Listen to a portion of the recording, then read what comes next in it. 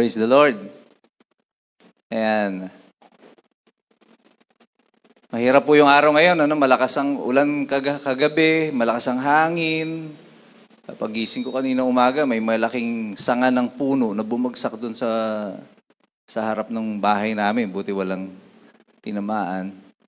Kahapon naman, nabagsakan naman ng puno yung motorsiklo ng kapitbahay namin. Kaso yung mga nagpuputol, sa amin nagtatrabaho, hindi ko naman inutos na putulin yung puno. Pinutol pa. Tapos nabagsak pa doon sa motor. Ngayon magbabahayad ka pa doon sa motorsiklo. Talaga naman. But, ano man ang sitwasyon natin sa buhay, Sunday is a Sunday dedicated to the Lord. Para sa Panginoon ang araw na ito.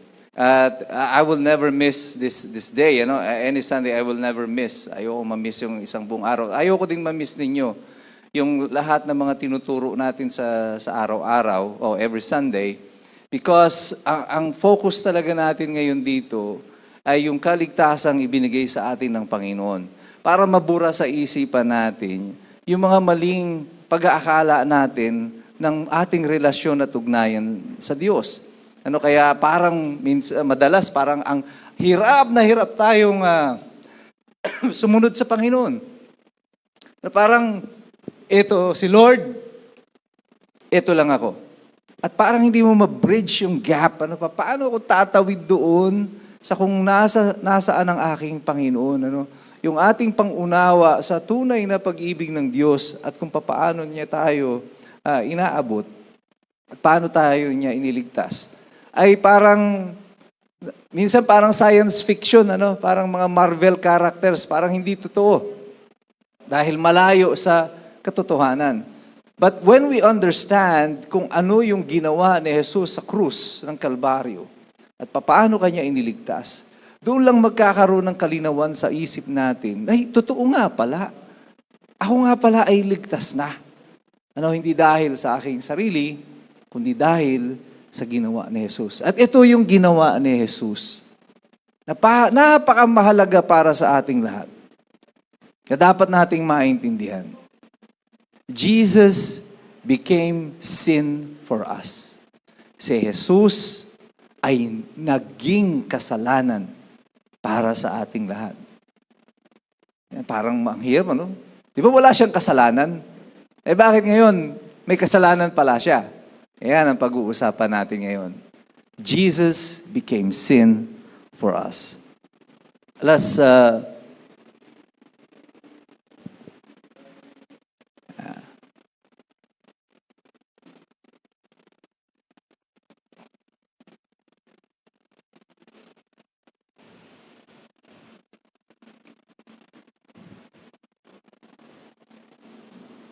Teka lang.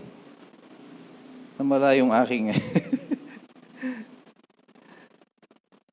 Nagkulang yung aking notes. Jesus became sin for all of us. And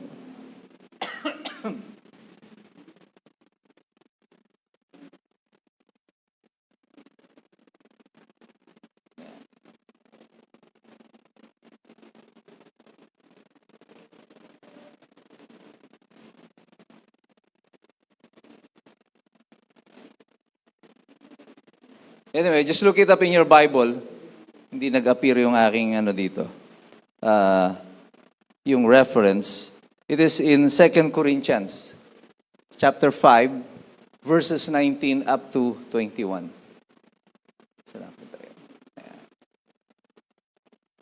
2 Corinthians chapter 5, verses 19 up to 21. Ito yung sabi ng Panginoon dito.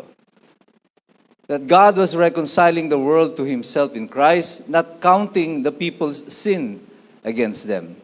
And He has committed to us the message of reconciliation. We are therefore Christ's ambassadors, as though God were making His appeal through us. We implore you in Christ's behalf, be reconciled to God. God made Him who had no sin to be sin for us, so that in Him we might become the righteousness of God. Let's all bow down our heads and pray.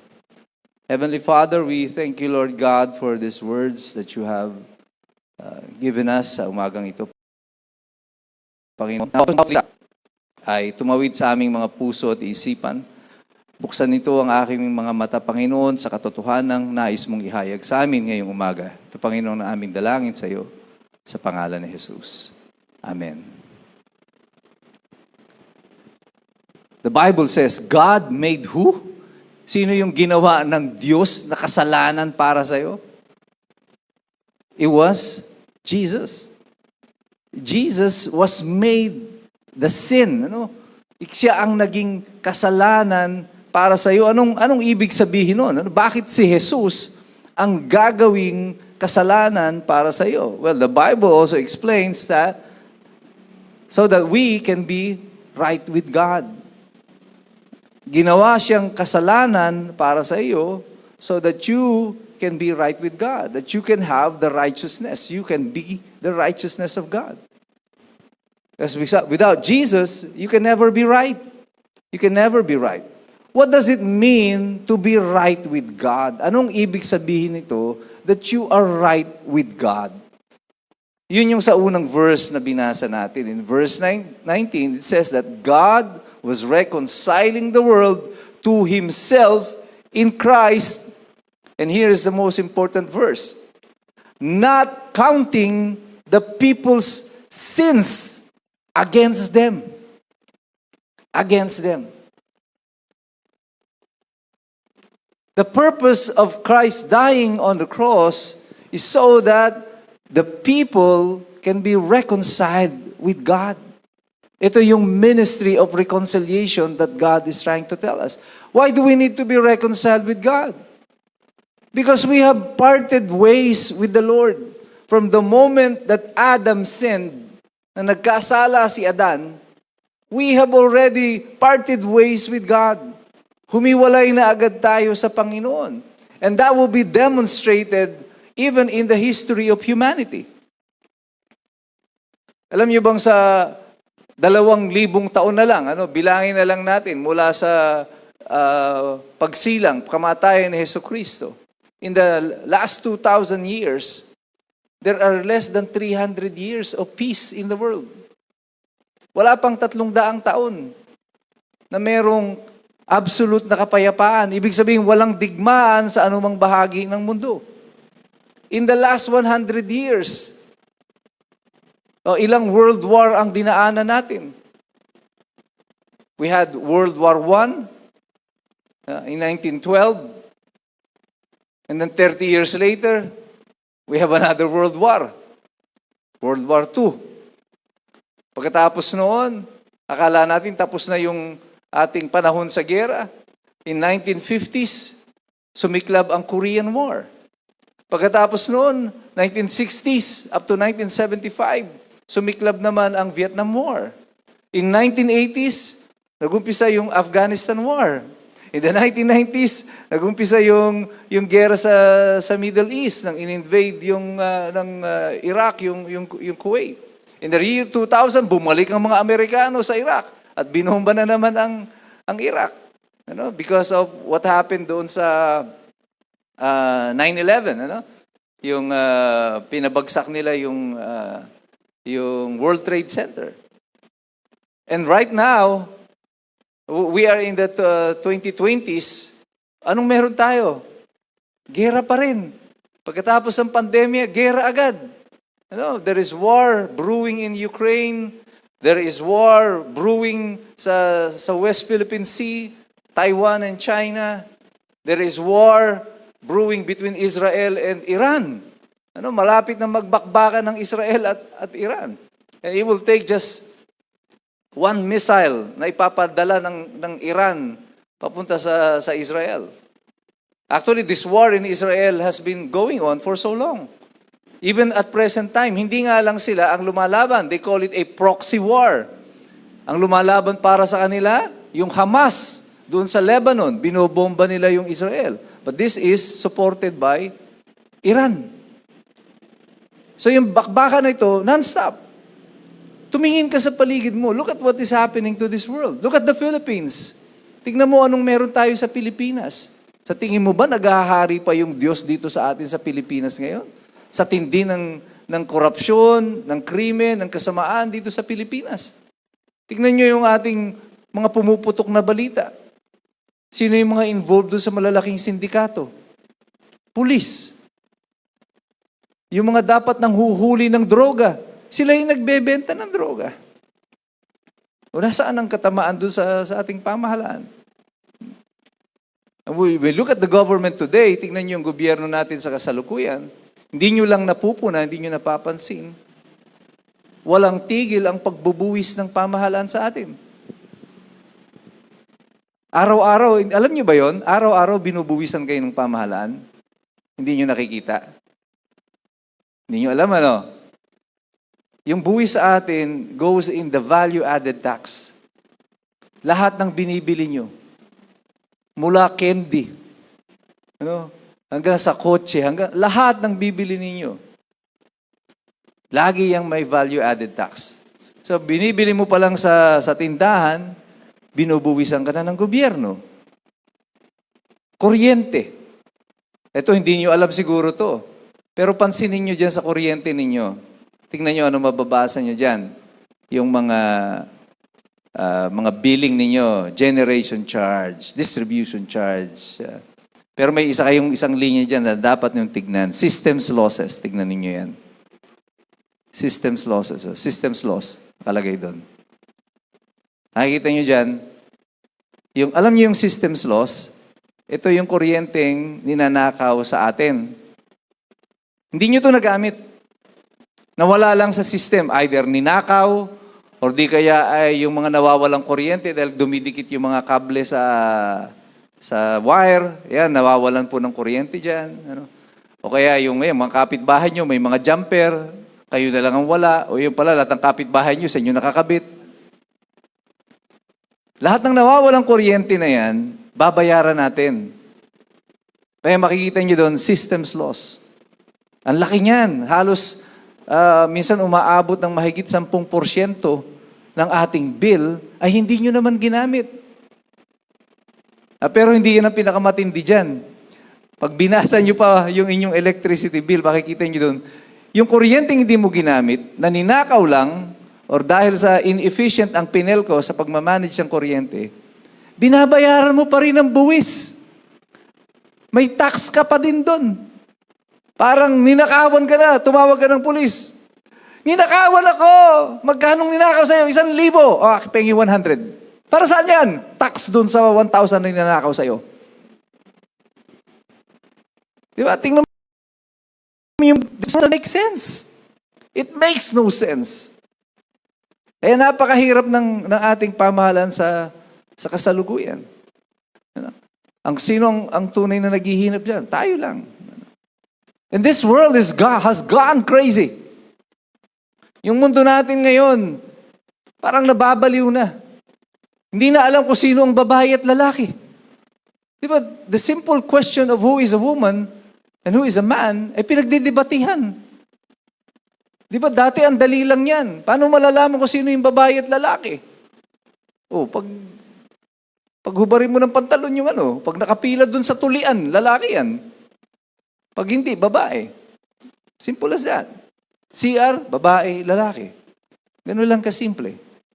But now, it has become complicated. Meron ng those who can identify as a woman. O pwede pala ako na, halimbawa, ngayon, pakiramdam ko, lalaki ako. Bukas pagising ko, feeling ko, gusto ko maging babae. Di ba? Trans na ako ngayon. Dahil gusto ko maging babae, dapat tawagin mo ako ng babae. Tapos ngayon, sa Amerika, meron pa yung kailangan, you should be addressed by whatever you want. Kung he, she. Meron pang ibang gusto ma-identify sila as they, them. So pag tinawag mo ako, kailangan ng reference sa akin, they. Kasi plural ako. Pero makabaliwan yun, iisa lang ako, plural. Kahit na sino mga matalote dito sa elementary, alam natin yung singular at plural. Alam natin kung saan ginagamit yung they and them. But then, in the United States right now, pinagdidebatihan ito. Tawagin mo ako in my pronoun, they, them. Bakit? Kasi daw sila ay non-binary. Ibig sabihin, they are neither male or female. So dalawa sila sa isang katauhan. So ano na yun? Plural nga naman, them. Diba? Ang laking kalokohan na nangyayari sa ating mundo. But the things that are supposed to be simple has become complicated. And this world is becoming separated more and more every day. It's separated from God. Palayo tayo ng palayo sa Diyos. And you can feel it. Ano? Nararamdaman nyo yan. At yung kung ano man ang meron sa Western world, kinokopya sa atin dito sa Pilipinas. And later on, magiging bahagi na rin ito ng ating legal system. Yung pag-recognize sa isang lalaki bilang babae. And our separation from God has become absolute. Because of the many sins of our forefathers mula kay Adan. Hanggang sa kasalukuyan, yung kasalanan at yung personal nating kasalanan, talagang isa-separate ka nito sa Panginoon. But God doesn't want to be separated from us. That's the beautiful thing about it. Tayo, effort tayo para lumayo sa Panginoon. Sa sobrang tigas ng mga ulo natin. Gustong-gusto nating mapalayo sa Panginoon. But God doesn't want to separate us. To separate with us. So kahit na ikaw na nga yung may kasalanan, gusto pa ng Diyos, i-reconcile ka sa Kanya. Wala ka na nga ginagawa. Dahil nga ikaw, kung pababayaan ka sa sarili mong buhay, wala kang gagawin, kundi gawing katatawanan yung sarili mo, ang buhay mo, palayo ka ng palayo sa Panginoon. You don't even care about God. Many of us doesn't even care about God. Kailangan lang natin yung Diyos pag may kailangan tayo. Wala kang pera, Lord. Dadating na yung mga Bombay, mga Pakistani mong mga kolektor, Lord. Andiyan na yung Pinelco. Dumadaan na naman, didinig mo na naman yung service ng Pinelco. Paala-ala. Yung may pagkakautang na isang buwan, ako nanginginig ka na. Naku, 3 buwan na ako. Di ba, Lord? Tawag ka ulit kay Lord. Di ba? Pag may sakit ka, nagkaroon ka ng cancer, dami mo ng pangako kay Lord. Ka-COVID ka, Lord, hindi na talaga ako hindi na ako mag-yoyosi, hindi na ako mag-inom ng alak. Pinagaling ka ni Lord. Thank you, Lord. Bait mo, Lord. Di ba? Ganon tayo katigas ang ulo natin. But God, kahit na ganon tayo, ewan ko anong meron sa atin, love ka pa rin ni Lord. Amen?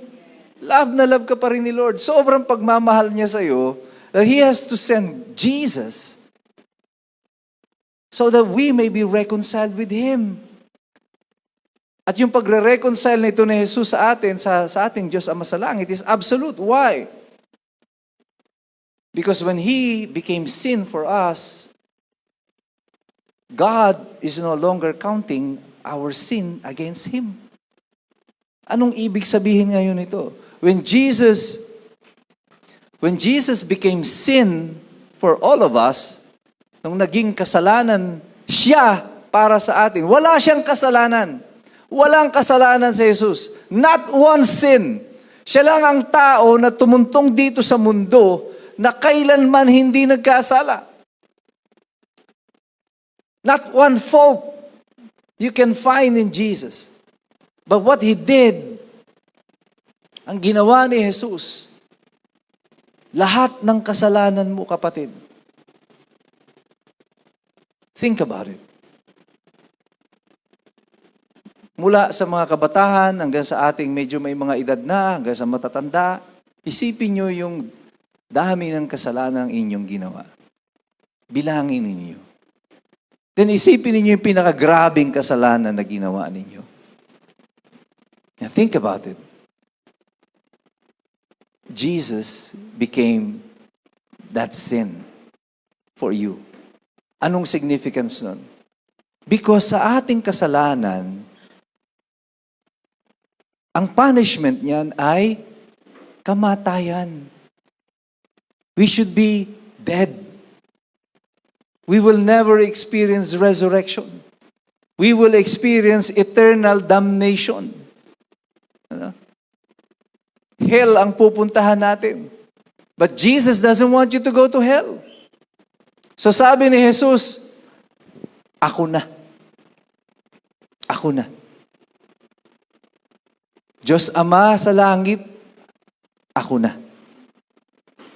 Ang aako ng lahat ng punishment, ng kaparusahan para sa inyo. And that punishment was translated to this cross. Itong krus na ito. This is the sin. Ito yung bunga ng kasalanan nating lahat.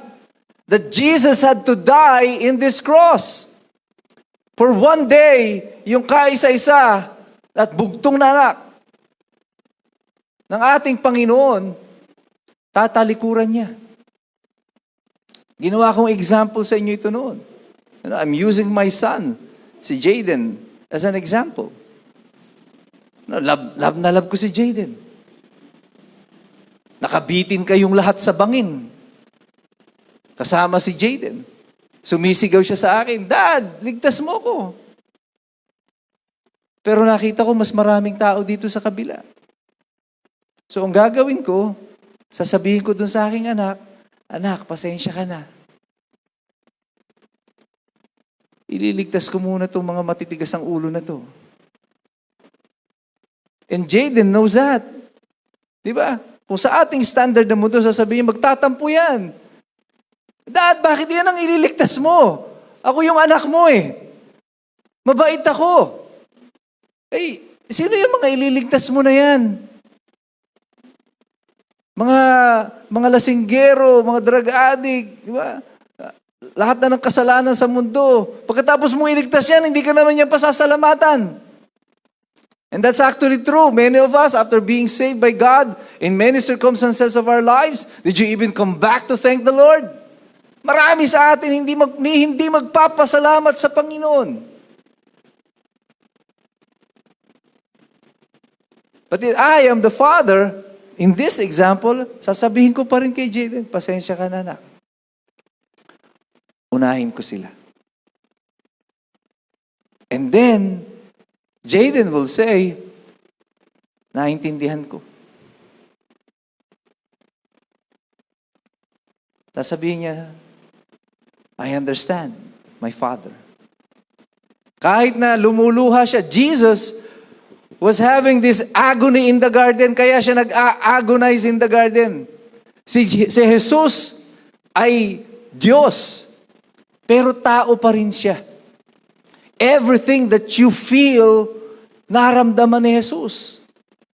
Nakakaramdam siya ng init, ng lamig, ng pinapagpawisan. Nakakaramdam din siya ng takot. Nakakaramdam siya ng pain. Alam niya yung dadating. Alam niya na ipapako siya sa krus, natatagos sa laman niya. Itong mahabang pako na ito, alam niya na hahagupitin siya. Alam niya na puputungan siya ng krus. Alam niya na lilibakin siya. Alam niya na mamamatay siya. And that was the source of the agony. Kung ikaw ba alam mo yun, hindi ka mag-agonize? Of course you will. You will agonize. But Jesus said, let your will be done. Kung anong gusto mo, Ama, yun ang masusunod. So for one day, si Jesus, kaisa-isang anak ng Diyos, the most agonizing feeling kay Jesus nung time na yun ay yung pakiramdam na alam niyang sa oras na yun, God will forsake him. Tatalikuran siya ng Ama. For what? For you. Dahil sa'yo, tatalikuran siya ng Ama sa langit. And then look at yourself. Kapatid, tignan mo yung sarili mo. Look at yourself now. Then look at this cross. Tingnan niyo yung krus na ito. Look at Jesus. And tell me, Is it a fair bargain? Patas ba yung trade-off na yun? Is it worth it? Is it worth it? For you, pag tinignan mo yan, sabihin mo, parang hindi. Lugi yung Diyos Ama sa langit. Sa akin, I am not worthy. You are not worthy. I am not worthy. Hindi ako karapat-dapat sa kamatayan ni Jesus. And yet, kasi mahal na mahal ka ng Panginoon. Grabe yung pagmamahal ng Diyos sa atin. Kahit hindi ka karapat-dapat, minahal ka pa rin niya. Inibig ka pa rin niya. So that the Father will no longer count your sin against you. Kasi kung ikaw ang titignan, lahat ng kasalanan mo ay disqualified ka sa langit. But because of what Jesus has done, He has reconciled you to the Father. When the Father sees you, He will not see your sins. Ang makikita ng Ama sa langit, yung kanyang anak, si Jesus, ang makikita sa iyo. This is the significance of this verse. That once you accept Jesus as your Lord and Savior, and you have become reconciled with God, God will no longer count your sins against you. Hindi na bibilangin ng Diyos yung lahat ng kasalanan mo. Now, am I saying, does the verse tell us to keep on sinning since it is paid? Ay bayad na pala yung kasalanan ko. Pwede na ito. Magkakasala na ako. No. But what God is trying to demonstrate to you is that you are 100% saved by the Lord. Not 99% God and 1% human effort. It's 100% God. Hindi porket ikaw ay naglilingkod sa Diyos, garantisado na ikaw ay ligtas. Hindi porket ikaw ay nagsaserve dito, tumutugtog, kumakanta, nagsaserve ka sa love ministry or sa talking hands ministry. It doesn't mean you are saved. Sabi mo, nag-effort ako eh. Imposible yun. Na, dapat si Lord lang, hindi, dapat may effort ako sa aking kaligtasan. No. That's not what the Bible says. Our salvation is 100% God. Not even 1% human. Lahat ng ginagawa nyo natin na ito, walang silbi ito. If Jesus did not die on the cross for us, if you did not accept Jesus as your Lord and Savior, kung hindi si Jesus ang Diyos ng buhay mo, kung hindi siya ang iyong sinasamba at pinupuri bilang Diyos at tagapagligtas, all of your human effort is useless. Kahit na 99% human effort ka, sabihin mo na. Kasi ang sabi ng Diyos, so that no one will boast. Ang sabi ng Diyos sa atin, you are saved by grace alone and not by your acts, so that no one will boast. Ang pagliligtas sa atin ay 100% biyaya ng Diyos at hindi ng ating gawa upang walang magmamalaki na nailigtas niya ang kanyang sarili. Anong ibig sabihin nito? It takes only one boasting. Isang pagmamalaki mo lang ukol sa iyong kaligtasan is enough proof na hindi si Jesus ang Diyos ng iyong buhay.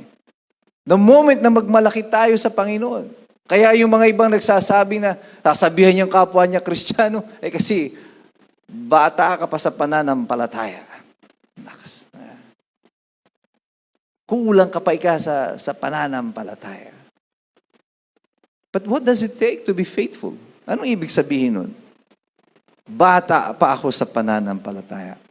Does the Bible say kailangan 30 years na ako naglilingkod sa Diyos bago ako i-consider as someone who is mature in Christ? Or is it because pag sinabi mong bata ka pa sa pananampalataya, konti pa lang ang nagawa mo kumpara sa akin? This is what many Christians are trying to do. They're trying to equate yung bilang ng taon nila sa pagiging Kristiyano sa bilang ng taon nila ng kanilang mga nagawa para sa Panginoon. That's why Christians are keep on saying, paulit-ulit, nadidinig ko to, bata ka pa sa pananampalataya, mura ka pa sa pananampalataya. But what does it mean? They could not even explain kung anong ibig sabihin nun ng bata sa pananampalataya. Meron pa bang pinakabata sa pananampalataya kaysa doon sa lalaki sa krus na kasama ni Jesus, yung magnanakaw? Meron pa kayong mas bata doon na iniligtas ng Panginoon?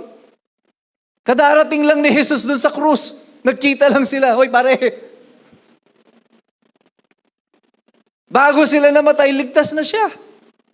Ano yung bata sa pananampalataya? Sasabihin yung mature sa pananampalataya ay yung maraming nagawa sa Panginoon, kumanta, sumayaw, tumugtog, naglingkod, nag-preach, at kung ano-anong ginawa sa Panginoon. Yun ang mature sa pananampalataya.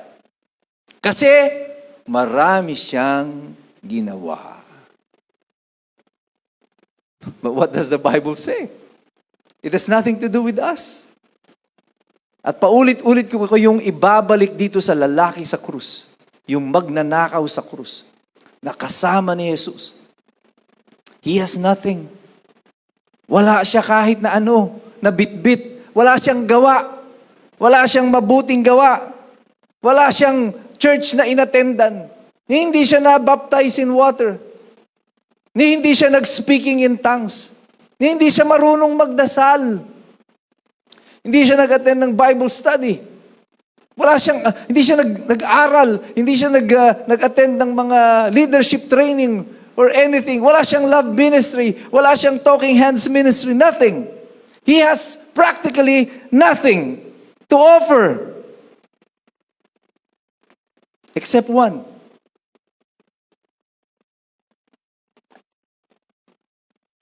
Ano yun?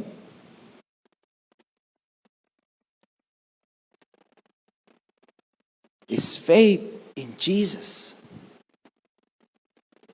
Walang kahit na ano itong tao na ito. There is nothing that he can be proud of. Ano yung pagmamalaki niya? Except for that one day, it was all about 100% Jesus. Kasi sinabi niya kay Jesus,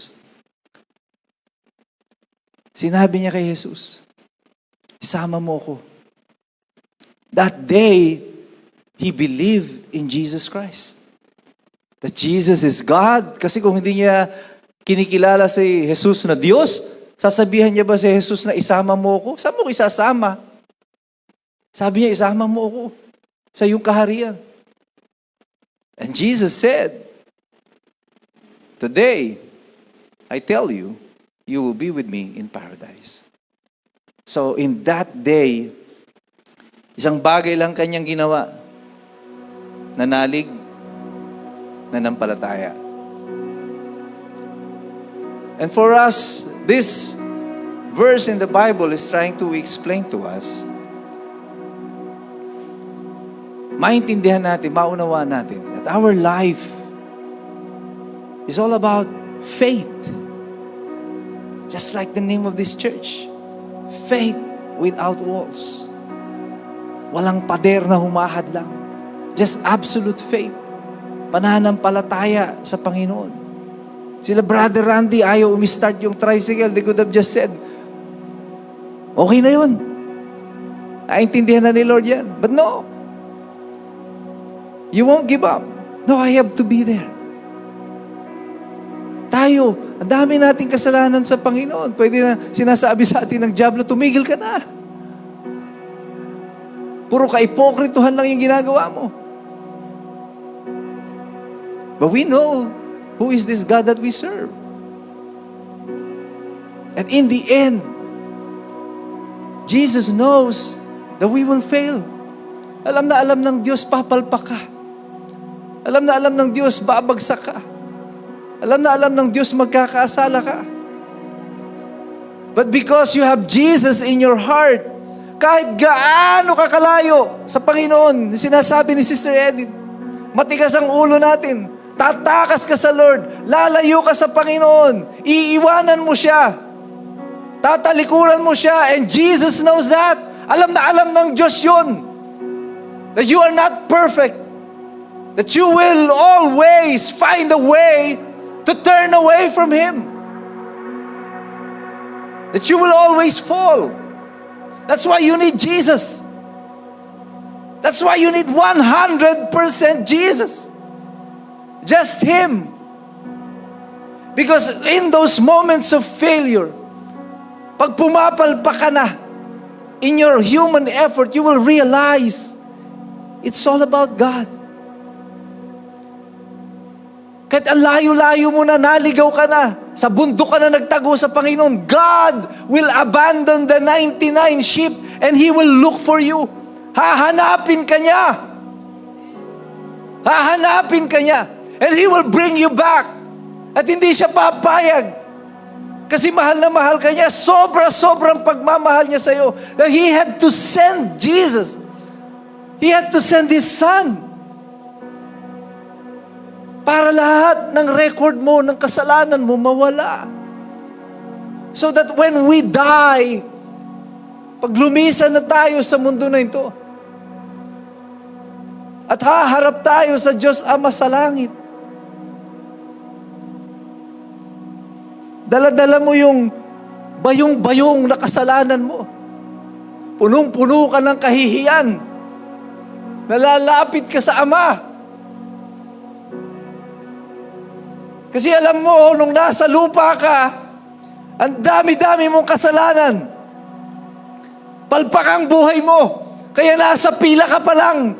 Siguro lumuluha ka na. Ako, bagsak ako. I will not make it.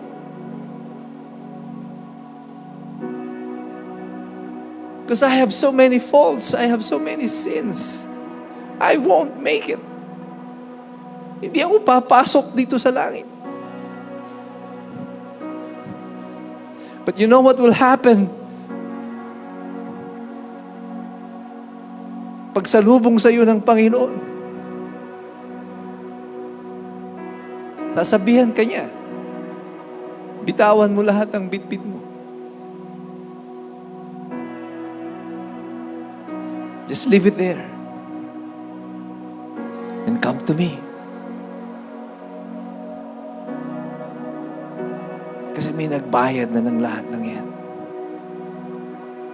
Somebody paid for your sins. It's my Son. My Son paid for all your sins. Jesus paid for all of your sins. And now we are free. Ngayon tayo ay malaya na. Not free to commit sin. No. As I've been telling you, our sins will always have consequences. You still have to pay for those consequences. Walang Kristiyanong tinanggap si Jesus sa kanilang buhay ang nagkasala ng masaya. There will always be grieving. There will always be pain. That's the consequence of your sin. Kaya kung gusto mo ng buhay na wala kang grieving, no pain, stay away from sin. It's that simple. But ibig sabihin ba nito, nagkasala ka, itatapon ka na ng Panginoon? No. That's not what He said. He said, your sins will no longer be counted against you.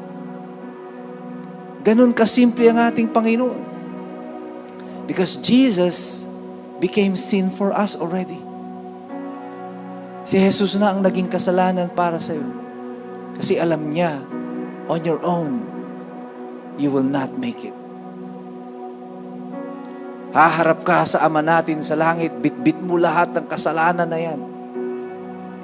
And you will be too heavy for heaven. Masyado kang mabigat para sumakay sa elevator papunta sa langit. It will bring you down to hell. But Jesus said, leave it there. Iwanan mo yan dyan. On your death, sa ating kamatayan, we are free to go to the Father. Because Jesus is in your heart. And you have been sealed by the Holy Spirit. Marked for salvation. This is who you are. This is what it means that Jesus became sin for all of you. Let's all stand up and pray. Hallelujah. Oh, Heavenly Father, we thank you, Lord God, for your words today. Salamat, Panginoon, sa iyong salita. Salamat, Panginoon, at naunawaan namin ngayon kung bakit ka namatay para sa amin. Now we know what it means that you became sin for us. How heavy that obligation is.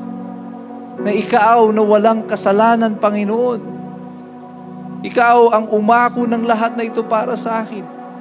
Ang bawat hagupit, ang bawat pako na pumasok sa iyong laman, ang koronang tinik na ipinatong sa iyong ulo, ang bawat panlilibak, masamang salita, pagmumura, panghihiya, na tinanggap mo sa araw na iyon. Everything, every single one of them, you don't deserve it. Hindi karapat-dapat sa iyo yun, Panginoon. Dapat sa akin yun. That should have been mine. Because I am the one at fault. Ako ang may kasalanan. Ako ang may masamang pag-uugali. Ako ang hindi sumusunod sa iyo. Ako ang naging masama sa aking kapwa. I am the one who have offended you. I have offended my fellow man. I am the one who don't care. Wala akong pakialam, Panginoon, sa mga tao. Iintindi ko lang sarili ko. I don't love anyone except myself. And I deserve this punishment. But you have this love, Lord. Meron kang pag-ibig sa akin na hindi ko maintindihan. Na mahal mo ako despite of who I am. Despite of the fact that I am undeserving of your love. And I thank you, God. And I thank you, Father. Oh, I thank you, Jesus. For being the sin for all of us. Na inahako mo lahat ang kasalanan na ito. Para ako ay maligtas. So that I can be with you. So that we can be with you. So that our family can be with you. And Father God, hindi ko man naintindihan itong pag-ibig na ito. At hindi ko rin maibalik sa iyo yung ganitong klase ng pag-ibig na ito. Still, I am here. Trying my best, Lord. Exerting our best effort para makasunod sa iyo. At kasihan mo, Panginoon, ang bawat isang naririto. Because you know in our heart, you are our God, Panginoon. Though we may fail, magkasala man kami, madapa man kami, tumalikod man kami, Panginoon, sa puso namin, Ikaw ang aming Diyos. Pagamat kami sumusuko minsan sa lakas ng mundo na ito, you know that you are our God. And we thank you, God, for seeking us out. Salamat o Diyos sa patuloy mong paghanap sa amin, sa pagyakap sa amin. Pwede kaming talikuran ng buong mundo. Pwede hindi na maigawad sa amin ang pagmamahal na inaasahan namin. Yung mga taong inaasahan namin magmamahal sa amin, tumatalikod sa amin, Panginoon. And it has caused us so much pain, Panginoon, ang sakit-sakit sa kalooban. Pero Ikaw, O Diyos, kahit kailan, hindi mo kami pinabayaan, hindi mo kami tinalikuran. Patuloy mo kaming niyayakap. Patuloy mo kaming minamahal. It is a love we cannot explain. But we are just so thankful, God, that you love us. Na mahal mo kami. And teach us, O Lord, to love our fellow man as you love us. Teach us to love one another the same way that you love us. So that we can express to you, Panginoon, mahihayag namin ang aming pagmamahal sa pamamagitan ng pag-ibig namin sa isa't isa, sa mga taong mahalaga sa iyo, mga tinawag mo, sa mga naghihirap, sa mga kinukulang sa pag-ibig, sa atensyon. Thank you, Lord, for sending us in this mission to reach the unreachable, to invite the uninvited, and to love the unloved. It is a privilege, O God, that we are doing this difficult mission because we know that you have given this church your trust, and you know that we can do it. And you have given us the most difficult of all assignments, O God. But we are here. Our faith in you is absolute, O God. And our love is like yours, Lord. Without ends, without borders. Teach us more, O God, so that we can keep on walking this path that you have prepared for us. And all of this, Lord, we ask and pray in the mighty name of our Lord, our Savior, Jesus Christ. Amen and amen.